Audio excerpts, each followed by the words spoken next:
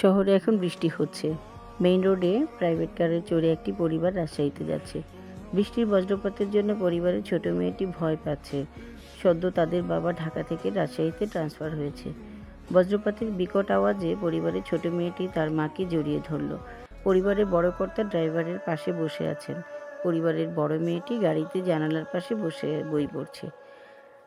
আর তারই সাথে বাইরের বৃষ্টি উপভোগ করছে। মা মাঝখানে বসে আছে। লিমা তার বড় বোনকে দেখে সেও গাড়িতে সাইডে বসেছে। এখন সে মাঝে বসতে চায়। মা তাকে কোলে নিয়ে মাঝখানে বসিয়ে নিজে সাইডে চলে গেলেন। গাড়ির পেট্রোল শেষের দিকে। ড্রাইভার পেট্রোল পাম্পের গাড়ি পার্ক করে সবাইকে নেমে যেতে বললেন। গাড়ি থেকে নেমে আরিফ সাহেব পাম্পের কাছে একটি রেস্টুরেন্ট দেখতে পেলেন।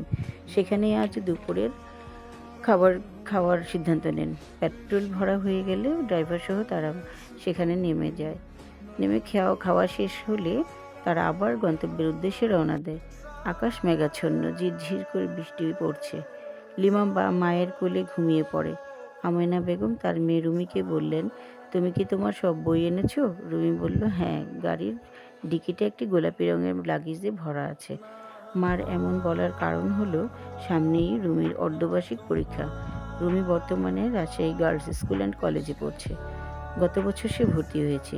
সে বর্তমানে 8ম শ্রেণীতে পড়াশোনা করছে। সে একটা ভালো রেজাল্ট করার জন্য এখানে ভর্তি হয়েছে।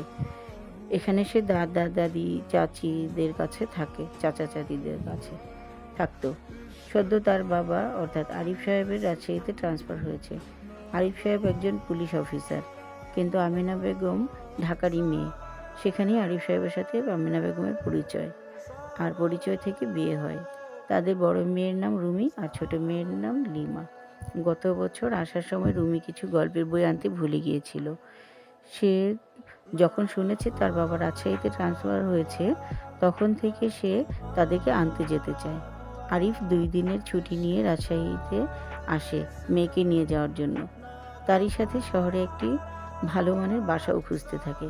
একটি ভালো মানের বাসাও সে পেয়ে যায় তাদের ফ্ল্যাটটি দোতলায়। পরদিন মেয়েকে নিয়ে ঢাকায় যান। সেখানে 4 দিন থাকেন। তারপর তারা সকলে মিলে রাজশাহীর উদ্দেশ্যে রওনা দেন। অবশেষে 6-7 ঘন্টা জার্নি করার পর তারা রাজশাহীতে পৌঁছে যায়। লিমা তো দোতলা বাসা পেয়ে অনেক খুশি। ফ্ল্যাটে 3টি রুম, 2টি বাথরুম, একটি ড্রয়িং, 2টি বারান্দা আর ছোট একটি রান্নাঘর। লিমা ও তার বড় বোন একসাথে ঘুমাবে এখন থেকে। তাদের রুমে একটি খাট ও 2টি পড়ার টেবিল। আজ ক্লান্তিতে তাড়াতাড়ি ঘুমিয়ে পড়ল। তবে রুমির রুম অন্ধকার করে টেবিল ল্যাম্প জ্বালিয়ে পড়াশোনা করল। রাত 11টা বাজলে সেও টেবিল থেকে উঠে গিয়ে ঘুমিয়ে পড়ে। সকাল 6টা বেজে গেলে রুমি নাস্তা খেয়ে স্কুলের উদ্দেশ্যে বেরিয়ে যায়। সেদিন আমেনা সারাদিন ঘর গোছানোর কাজে ব্যস্ত হয়ে যায়। লিমা বাইরে খেলতে যায়। তখন তার সাথে মাইশা আর কেয়ার পরিচয় হয়। মাইশা আর কেয়া ছিল তাদের প্রতিবেশী। তারা 3 জনে অনেকক্ষণ খেলাধুলা করে। তারপর লিমা সন্ধ্যার সময় বাড়ি ফিরে। পরদিন আমেনা বেগম লিমাকে নিয়ে একটি স্কুলে ভর্তি করিয়ে দেন। ভর্তি করার পরে তারা ক্লাসে যায়। লিমা ক্লাসে গিয়ে দেখে কেয়াও তাদের ক্লাসে পড়ে। এ দেখে লিমা অনেক খুশি হয়ে যায়। লিমা দেখে মাইশাও তাদের স্কুলে 1 ক্লাস উপরে অর্থাৎ 3য় শ্রেণীতে পড়ে।